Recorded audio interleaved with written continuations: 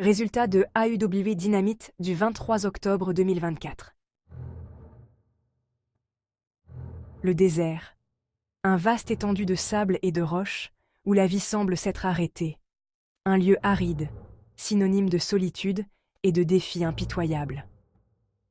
C'est dans cet environnement impitoyable que Jon Moxley, le cœur sombre du Blackpool Combat Club, a choisi de démarrer Dynamite. Un choix symbolique, montrant sa résilience et sa détermination. Le BCC était là pour envoyer un message. Un message de force, d'unité et de domination. Et il ne passerait ni pas inaperçu. Leur présence imposante était impossible à ignorer. Le Gold Standard était de retour. Shelton Benjamin, accompagné de son manager MVP, a affronté Sammy Guevara dans un match technique et explosif. Dès le début, Benjamin a imposé sa puissance et sa précision. Guevara, plus agile, tentait de contrer avec sa vitesse et ses acrobaties. Le public était en délire, partagé entre l'admiration pour le vétéran et le soutien pour le jeune prodige. Benjamin a sorti l'artillerie lourde, malmenant Guevara. Shelton Benjamin a battu Sammy Guevara par tombée avec un Exploder Power Slam. La semaine prochaine à Dynamite, il affrontera Swerve Strickland. Benjamin remporte une victoire impressionnante, prouvant qu'il était toujours un adversaire redoutable. Les caméras d'AEW nous ont transportés en coulisses, offrant un aperçu des événements se déroulant en marge des combats. Renée Paquette, micro à la main, a interviewé Maria May. La championne féminine, encore marquée par sa récente défaite face à Anna Jay à Collision, balance la valise d'Anna Jay mais cette dernière intervient pour essayer de l'attaquer. Les deux catcheuses sont séparées. The Pillars of Destiny étaient de retour en action. Ils ont affronté Brian Cage et Lance Archer dans un match par équipe brutal et intense. Brian Cage et Lance Archer ont battu The Pillars of Destiny par tomber avec un combo Powerbomb et Chokeslam. Le match pour le titre mondial de la ROH était arrivé. Mark Briscoe, le champion en titre, défendait son titre contre Chris Jericho dans un ladder match brutal. L'échelle, symbole de douleur et de gloire, se dressait au milieu du ring.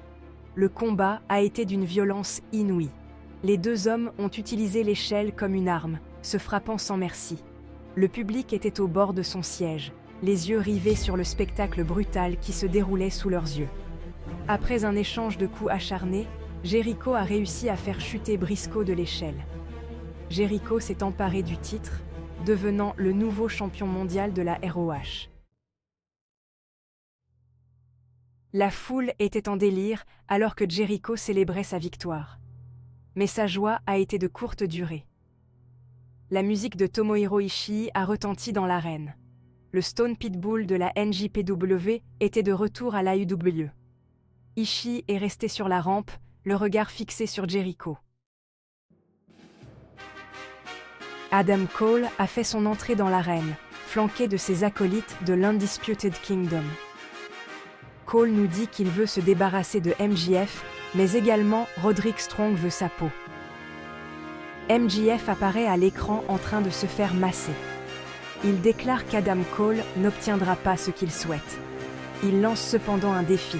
Le premier membre de l'Undisputed Kingdom qui remporte 3 matchs consécutifs obtient un combat face à lui à Full Gear. L'action ne s'est pas limitée au ring. En coulisses, les rivalités se sont intensifiées et de nouveaux combats ont éclaté.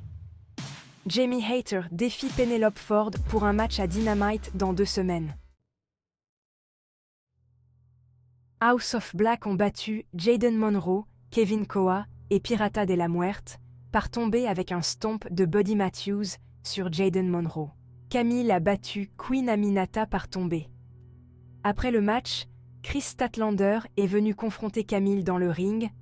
Une bagarre amorcée par Mercedes Moné a éclaté et Chris Statlander n'a rien pu faire. Le main event de la soirée était un trios match explosif, un affrontement que les fans attendaient avec impatience depuis des semaines. Les Young Bucks et Jack Perry ont affronté Daniel Garcia et Private Party dans un combat riche en action et en rebondissements, chaque équipe cherchant à prouver sa supériorité. Le match a été un véritable festival de prises de haut vol et de combinaisons spectaculaires, avec des acrobaties qui ont tenu le public en haleine. Les deux équipes ont tout donné, offrant au public un spectacle mémorable, rempli de moments de tension et de retournements de situation. Finalement, les Young Bucks et Jack Perry ont remporté la victoire après un BTE trigger dévastateur sur Isiah Kassidy de Private Party, scellant ainsi leur triomphe. Alors que les vainqueurs célébraient leur triomphe, le Blackpool Combat Club est apparu sur le ring, attaquant Private Party et Daniel Garcia par derrière avec des chaises. Jon Moxley arrive ensuite par la rampe et traîne Chuck Taylor à ses pieds pour le ramener dans le ring.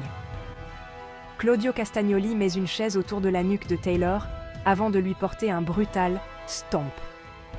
Orange Cassidy intervient, mais il est déjà trop tard. Le BCC repart par le public. The Elite n'ont encore rien fait, si ce n'est observé. AEW Dynamite s'est terminé sur cette image de chaos et de violence, laissant le public en haleine et impatient de découvrir la suite des événements, se demandant ce que le prochain épisode leur réservera.